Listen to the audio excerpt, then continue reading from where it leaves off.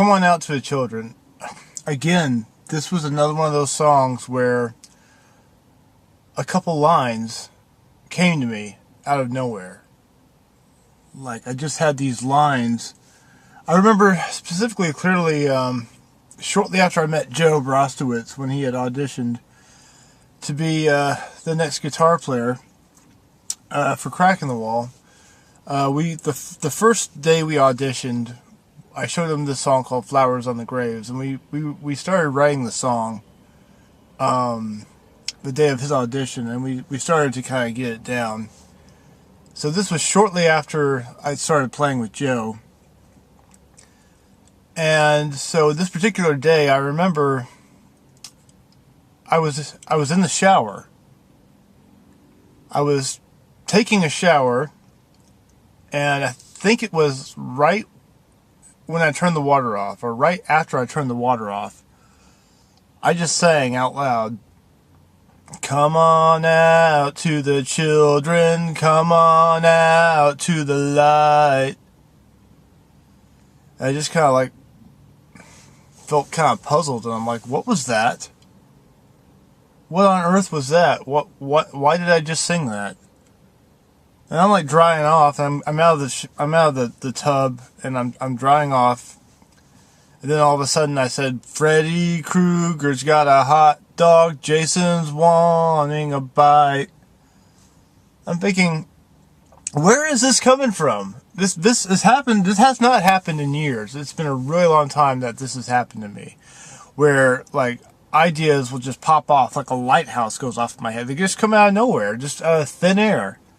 I don't know where they come from. I don't know why they think. And that was just, those were two lines. So I remember, I think I grabbed a spiral that day, and I just, wrote on the paper, "Come on out to the children," and I wrote down what I had already. And then some time went by, and I remember I was sitting at the Art Institute about to be interviewed, about to try to get into the Art Institute, and I had my spiral with me, with what I had written of the song, and I finished the lyrics while I was waiting for some weird teacher guy, and I ended up backing out of the Art Institute because it was just too overwhelming. I was working a graveyard shift, and they wanted me to pay for all these classes, and they wanted me to go to all these classes, and I just knew I was never going to have any sleep, because I worked at night, I slept in the daytime. I would have no sleep. I was no way I could get good grades or anything. It was just, and I backed out, and they refunded me whatever money I gave them. But I remember finishing that song at the Art Institute. I was excited at the time, but I just knew it wasn't. And I'd heard not so great things about the Art Institute in Austin.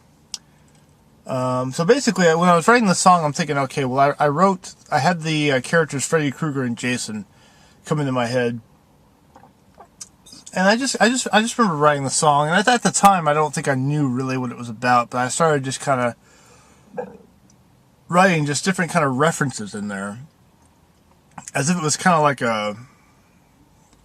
maybe kind of a riddle or something, or a puzzle.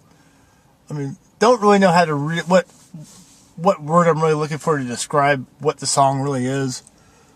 But I decided with all the lyrics that this is a song about a nightmare. This is a song about somebody, going to sleep.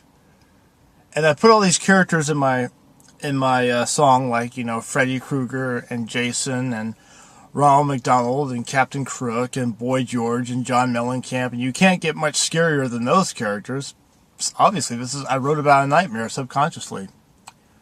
And it was a song that we played a lot. It was on the third release in 2009, And the World Turns When the Toast Burns. Did a lot of promoting for that. And actually, you can hear the whole EP in its entirety on my YouTube channel. I'll put a link in the description so you can hear it. For those of you who have not heard that EP yet, it's the third Crack the Wall release. It was Joe's first, really only release, but he did do a demo recording of a song called Deuces, which I will get to later in another video. But yeah, it's like a simple maybe 22-minute song, 2:23, 2.5 minute maybe song. It's about a nightmare, and it's like, it's real kind of sarcastic, kind of dark humor, and a lot of that EP was very like on the dark side. Like when we did the first EP, Satire, our second release, it was very happy, and it was, kind of sunny and everything. And then the second EP, the third release we did, was more on the dark side. It was more of a darker, satirical kind of thing. I guess you could say Come On Out to the Children was kind of satire, but it was about a nightmare. And, that's been a staple. I played that just about every show. That, like, became, like, the song. I'm not really saying that I was trying to top Insect God with that, but I was definitely wanting to play that one more in practices, because Insect God, everybody knew that one. And so we would play. It was like, we would go out, and when we played live, on the recording, it was me, Joe Brostowitz, and this bass player named Mondo, who I didn't know very well. In fact, Mondo had never played with us, and I really wished back then I was very anxious, and I was in a super hurry to make a new CD. So we rushed it, and I know this. I had some problems with "And the World Turns When the Toast Burns," because I know it could have been better had we just taken our time with it. Joe and I knew 3 songs. We had written 3 songs, and we recorded them. But this guy that played bass never played with us before, so all the bass is completely improvised. We only did a few takes, despite the fact that, Joe and I were playing pretty good, but despite the fact that we, hadn't really been a band together that long. We got through the takes okay, and I don't really know what Mondo was doing, and Mondo was barely even a member. He played 2 shows with us and was on 1 CD, and then he became a real jerk, and, I decided, like, you gotta go. That's, he was just unreliable and was more of a partier, didn't want to, very immature for his age. And Joe, at least, he would put in the work, and I admired Joe. I never had a problem with Joe. He always put in the work and would do things. And Joe kind of was a workaholic. Well, he's always been a workaholic, as far as like writing songs of his own, or doing stuff with us, or doing the video projects, as I mentioned earlier. But yeah, Mondo, you couldn't get anything done with that guy. And I heard that he became a real a-hole, and basically didn't have any real friends or whatever. I don't know where Mondo is. Joe might be able to tell you. So yeah, Come On Out to the Children. It's pretty simple. It's a short song. It's commercial enough for radio, I guess. Not that that's what we were going for, but I think it has some kind of, a nice kind of dark, kind of indie pop sound. I was never one to write for radio, but I think that, if some of my songs fell into the right hands, they could be good radio staples on the right radio station. Definitely could be said about Insect God. Had I known how to market these songs. I'm trying to make it sound like I'm not doing it for the money, but, I will accept money if I can. We need money, so I'm not going to turn any money down. So yeah, Come On Out to the Children. It's a song about a nightmare. It's a satirical, humoristic, sarcastic, very sarcastic humor song about a nightmare. For those of you who didn't know, maybe that was blatantly obvious. But yeah, I remember we played that. That was done, and I showed like people like Gary Moore and Corbin Young how to play it. And Gary Moore and I would do. I remember we did there's a video of us on our YouTube channel where we were playing New World Deli, my favorite place I've ever played open mics. And when we would play the songs, and I would do the lyrics, and this is kind of an older crowd. These are people that are like kind of in their 50s and above.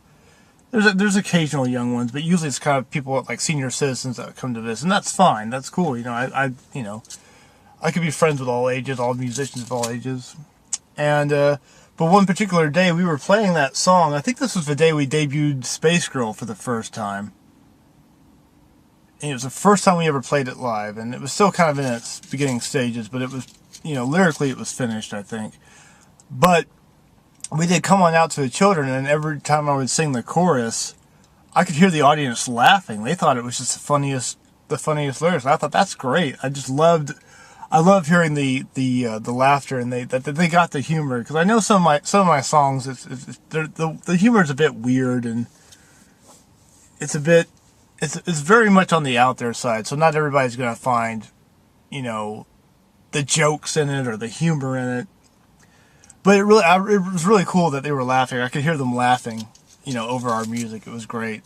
But yeah, you can try to find that video. It's one of the New World. It's one of the early times. We have there's a bunch of videos of Gary Moore and myself playing at New World Deli every Monday night.